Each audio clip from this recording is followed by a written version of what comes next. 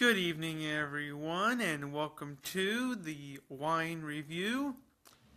I am Ryan, the wine guy, bringing you a Bordeaux wine from France.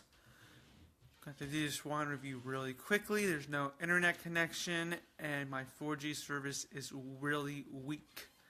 So I am doing a Chateau Feret Lambert Grand Vin de Bordeaux Miss et Bolet à Chateau 2012. I totally butchered everything about this wine. And of course, nothing's working. Absolutely nothing is working. You can't see that at all.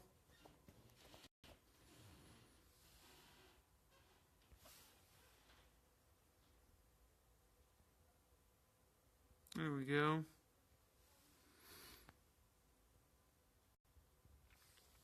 It's 13.5% alcohol. It's around $22, although you can get it for a lot cheaper on sale at some places. But I got it for $15, but you're looking at about $22. It's 90% Merlot, 10% Cabernet Sauvignon. Imported by Serenity Imports.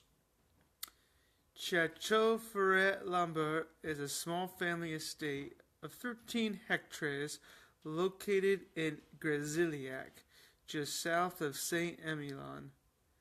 Falare, Henry Feret, and Oliver Zutzi have been bringing back to life this vineyard planted in a deep, chalky limestone soil embodied with marine fossils.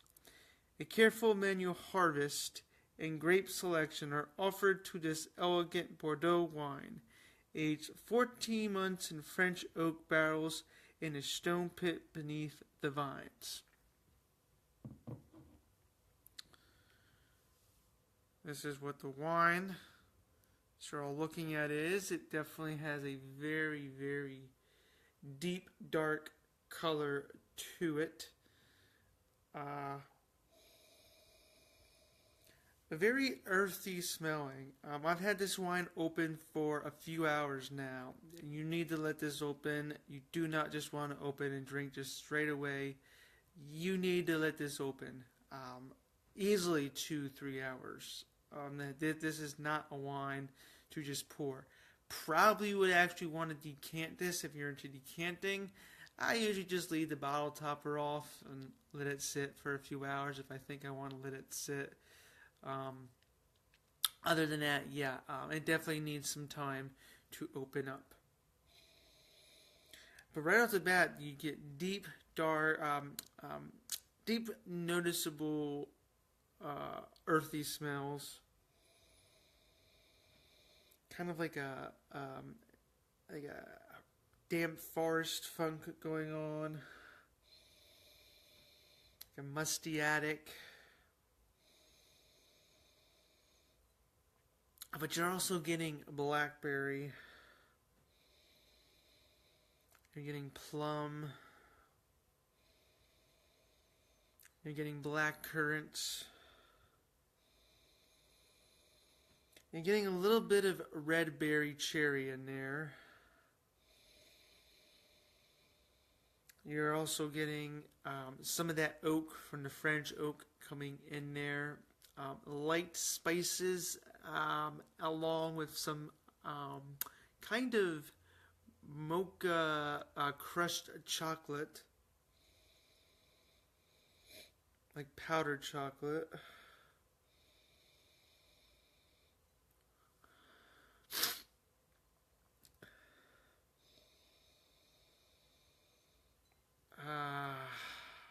Just like a hint of, very small hint of floral notes in here.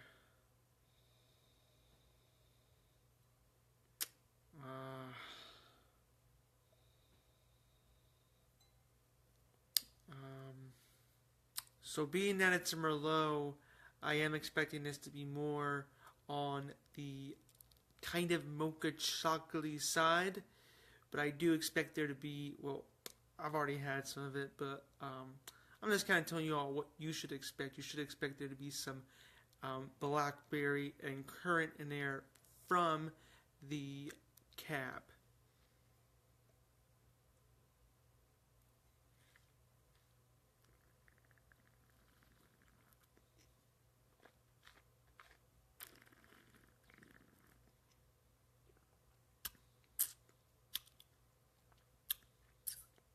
So the wine is very dry. It's not as smooth as kind of California Merlots go, or even some California cabs. It definitely has a structure going down. It seems to be a little bit hard, very dry. If you're not too used to Bordeaux wines, you might think this might be a little harsh and bitter. There definitely is a tartness at the very start, but it really has definitely improved with the opening. It hasn't been as harsh. It started to mellow out. More of the berries are starting to come through. Blackberry, big plums, kind of this cherry-ness coming up to sort of top it off. There's also that slight earthiness in there, with little bits of spice.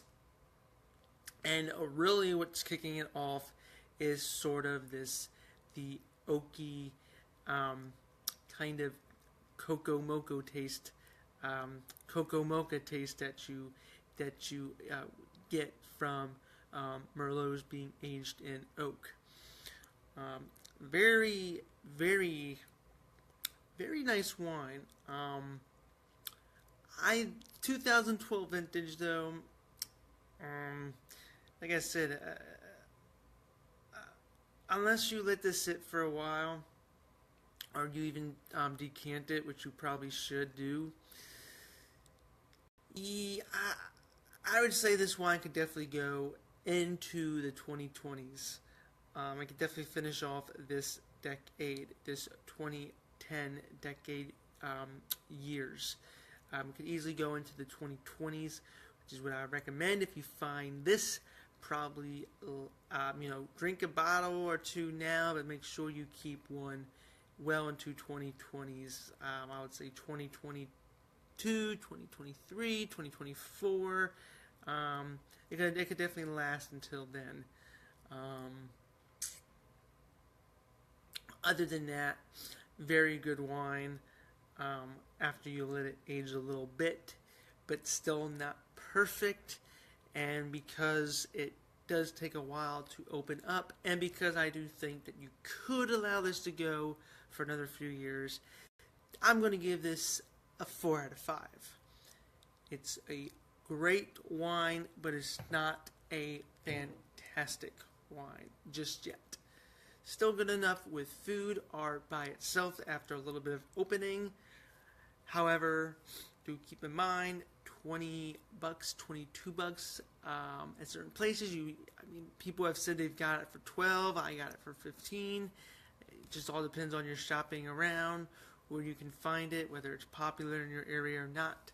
Here it is one more time. I'm not even going to try to pronounce it again because I know I already butchered it.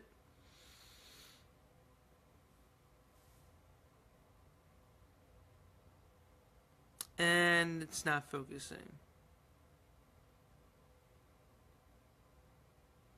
Oh well, you all got hopefully a good glimpse at the start.